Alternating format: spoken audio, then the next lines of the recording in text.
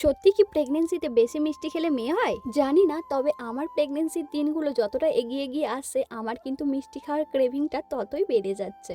আজকে সকালে বাড়ির টুকিটাকি কাজ সেরে আমি রান্নাটা বসিয়ে নিয়েছিলাম একটু সকাল সকাল করেই। আজকে দুপুরের জন্য আমি বানিয়েছিলাম ফুলকপি দিয়ে আলু ভাজা, বরবটি দিয়ে একটা আলুর তরকারি আর একটু শাক ভাজা, তার সঙ্গে করেছিলাম হালকা একটু ডাল। এই শনপাপড়ির ডিপেটা কালকেও বাজার থেকে নিয়ে এসেছে আর আমি এত পরিমাণে মিষ্টি খাচ্ছি, দেখো আজকের মধ্যে প্রায় আমি এটা শেষই করে ফেলেছি। আজকের সকালে বেশ কিছু কাচাকুচি করেছিলাম, কারণ অনেক দিনই হয়ে গেল আমাদের রুমটা ভালো করে পরিষ্কার করা হয়নি, তাই আমি এখানে কোমর বেঁধে নেমে পড়েছি ঘরটাকে ভালো করে পরিষ্কার করার জন্য। জানো তো, এই খাটটা আমার খুব শখের।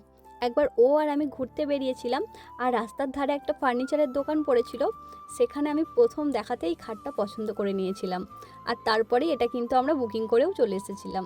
আজকে যেহেতু ঠিক করেছিলাম রুমটা ভালো করে পরিষ্কার করব, তাই আমি বিছানার চাদরটাও কেচে নিয়েছিলাম। আর ও এখানে দেখতে পাচ্ছ ভালো করে সব কিছু সেট করে নিচ্ছে, কারণ আমি না এটা ঠিক করতে পারি না। আর সবশেষে যেটা না করলেই নয় সেটা হলো ভালো করে রুমটাকে ঝাড়ু দেওয়া। আর বিকালের দিকে একটু ঘুরতে ঘুরতে জেঠিমাদের বাড়িতে গিয়েছিলাম, সেখানে একটু বিয়ের অনুষ্ঠান আছে আর দেখতেই পাচ্ছ সবাই মিলে কাজে লেগে পড়েছে। চলো আজকের ভিডিওটা এখানেই শেষ করছি, টাটা।